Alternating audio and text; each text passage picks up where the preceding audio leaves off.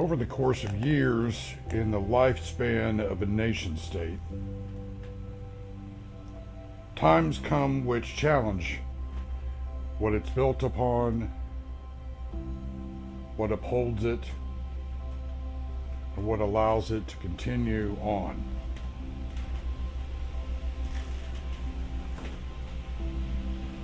Everybody has to go through that to some degree in each generation. But the interesting thing about our times now is that even though in every generation no one wants to go through these things, the level of denial about these things is great because of fear and confusion and a combination of multi-threaded influences, impactors, and a convergence of many things, both external to the nation and internal within it, in the micros and the macros.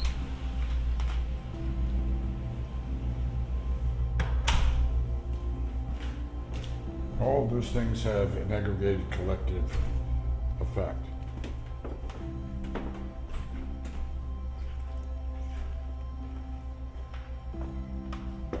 People like to think in silos, particularly within the bureaucratic constructs of government and large corporations and institutions.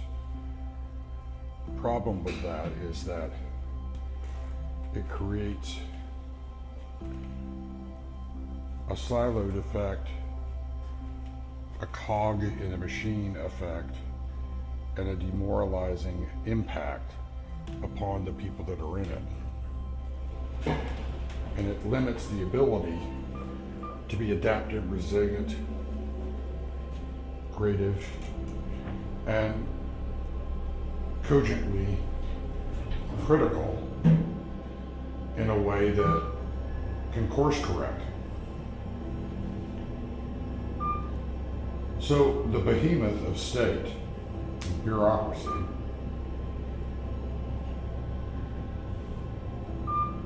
then becomes a self-perpetuating machine.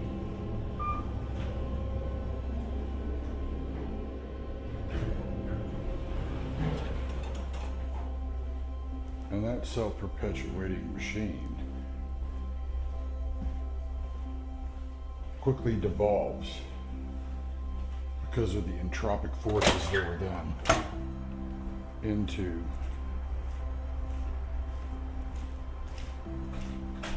an ensnarer, entrapper, enslaver,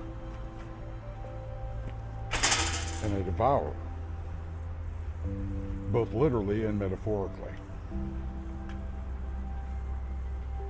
And that's why it's so important to have times of reform and times of, well, actually, crisis. This is where crisis can be good because it forces those things into the light that have been hidden, that have been allowed to perpetuate and allowed to continue in a form underneath the soft belly of the observable.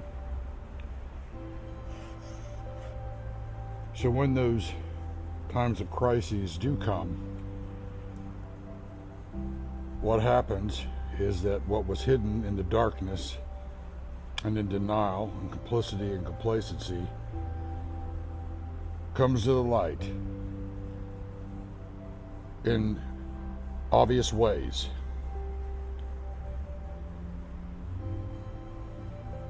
Just as the rising of the sun exposes what was hidden in the darkness of night, so too these times come, both in the lives of individuals and in organizations, institutions, and nation states. So it's very important to think about that and consider these things in the terms of what you've been seeing play out in the country and how those systems, particularly when corruption reaches a certain critical mass, how it creates an environment where it leverages those within it with fear, right? And they use them, in a sense, within the bureaucracy as human shields to cover themselves up, to hide themselves behind, so that they don't pay the consequences for having been unprincipled, corrupt, and essentially compromised. And you have a whole bulwark of misaligned incentives that then spiderweb through the entirety of the bureaucracy, that then support the corruption thereof and the continuation of a corrupt status quo. Now, once something's corrupted, it doesn't get less corrupt over time, it only gets more corrupt. It's governed by it's governed by entropy. And so it doesn't move towards order, it moves towards chaos. But it tries to impose a shadow of order in a dominating kind of manner, to enforce its will, to impose its will and domination,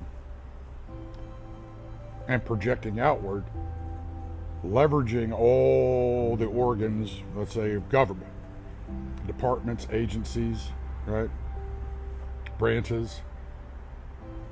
And it does that to then use the entire thing as a giant machine of human shields, institutional shields, governmental shields, department, agency shields, right? And so it's not unlike Goliath in a way, right? Using a human shield. And in ancient times, they would use slaves. They'd kill off the fighting age men, or the men that were capable of fighting, and then they would train up the young ones, basically indoctrinate them, and then use them as human shields, like shield bearers, literally shield bearers, but they're still slaves. They would do the work. They'd be the ones that they threw out on the battlefield first. They were the expendable ones. Now, is that not how your bureaucracies function? Is that not how governmental systems function? Is that not how your politics function? And is that not how the private sector or corporations function? If you look at the 7 spheres, that impacts all of it. And that's why you have to have checks and balances and separation of powers in a government. And you need to have checks and balances within any organizational structure, because everything in this world is subject to entropy, corruption, and a movement from order and functionality towards disorder and chaos.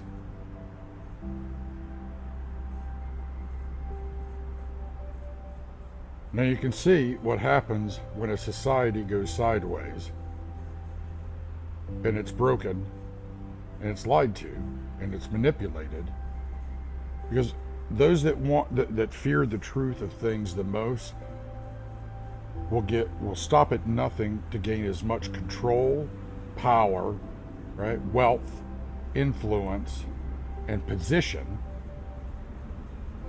as they possibly can, to leverage all of it, right, as their fortress, their shield, and as strength.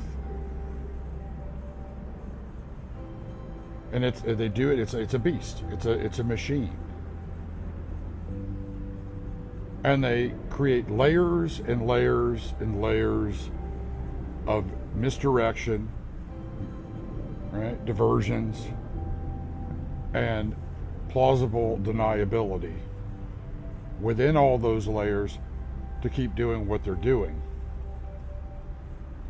And not only are they doing it to protect themselves, they're doing it to actually continue to plunder everybody and use those systems as a plundering machine to harvest the work of others, the IP, data, right, their ideas, concepts.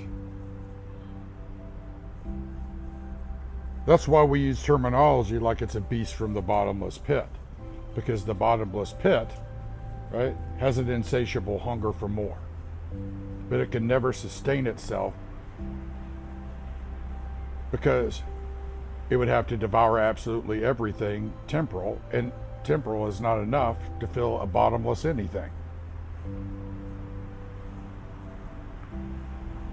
Thus, the way that bureaucracies function when they've gone sideways. And you cannot be complicit and complacent about it. You have to actually expose what it is. And that's what they fight against the most. And the more they fight against the truth being made known about it, the more they expose what they're doing, why they're doing it, how they're doing it, and in fact, who they're doing it to. So they, in effect, are their own worst enemy, and their own means, methods, approaches, strategies and tactics, traps and ensnarements and machinations and intrigues ultimately turn against them. And that is exactly, my friends, what you are seeing right now at scale. It is, the serpents are showing what they are, who they are, and where they are, and what they've been doing because of their fear. Because of their fear of being exposed and what that means, and they're slaves to their pride, their avarice, and their hubris. They're slaves to their confusion, to their corruption, and ultimately to lies.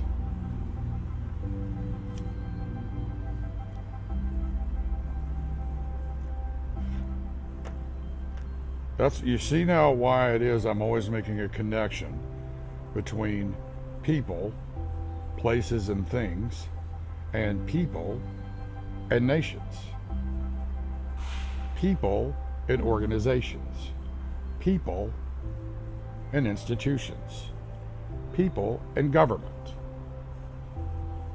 Because all of those things are for people, they are operated by people, they're created by people, and they function with people.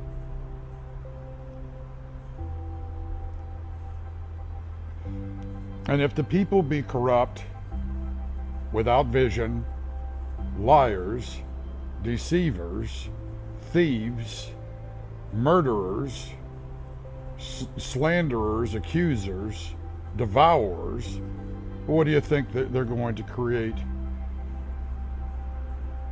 themselves or co-opt that somebody else has created and turn it into? Well, all of those things.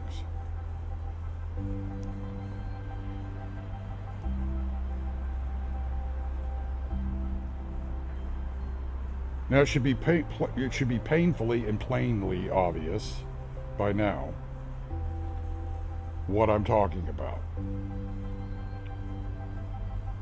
So when you look at the people that are ruled by fear and confusion and all the stuff that's going on, you got to look at them. They are controlled by the domination system that is the real enemy, and they're being used as proxies because they're slaves. They have been made slaves to lies, to fear, to darkness, in all kinds of forms, and leveraged as human shields against the evil that's controlling them and the people that are also controlling them and the systems that are controlling them that are all compromised by the same darkness. That's why we use the term Satan, which means adversary. It's an adversary. It comes to kill, steal, and destroy.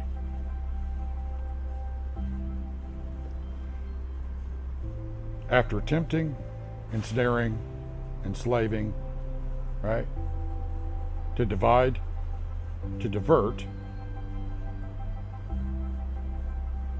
to distort, to destroy, and devour.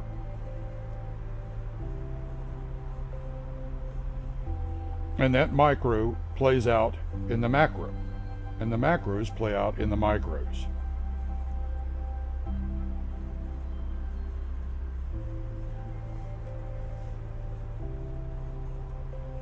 You see, it wants to dominate and force people to be compliant with it so it can continue getting away with things and amass more wealth, power, influence, and control over you, while it's eating and devouring you after having turned you into merchandise, a product, a commodity, to sustain itself. And it wants you to play by its rules, which keep it being fed on you.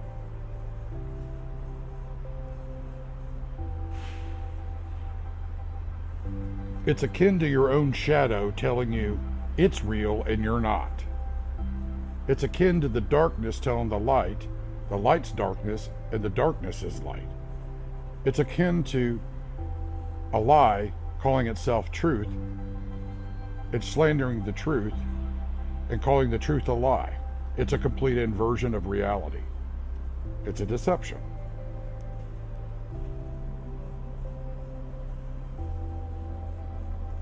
Hence why it's an adversary. That's why it's so important to understand these things, and why it is I explain them at scale. I know some of it can be complicated reading, which is why I do talks like this. But you have to understand the nature of the beast, how the machines work. Because the machines can't exist without you. And the machines tell you you can't exist without it or them. And it's the machines that are lying to you. That's what we would call in Christendom the world system. The forces allied together in darkness, in lies and corruption and evil, against the kingdom of heaven, and the kingdom of heaven being made manifest with God's will on earth as it is in heaven. And you can't very well redeem your times if you don't know the times that you're in and you don't understand what it is you're actually dealing with.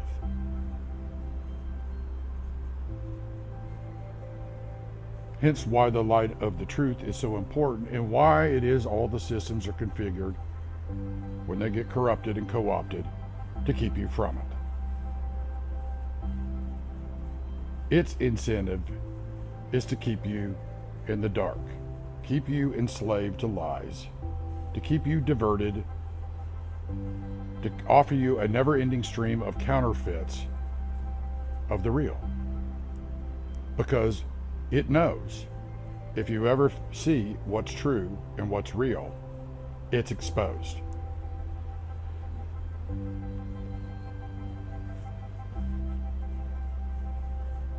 Now consider that in the world that you live in, and why it is that so many people talk about cognitive warfare. So many people are asking, well, what's real? What's true? Right? The very fact that everybody has been asking that shows the very thing that I'm talking about, because it wants to even obliterate the very notion of objective truth so it can replace it with an absolute and total lie, with a counterfeit of the real.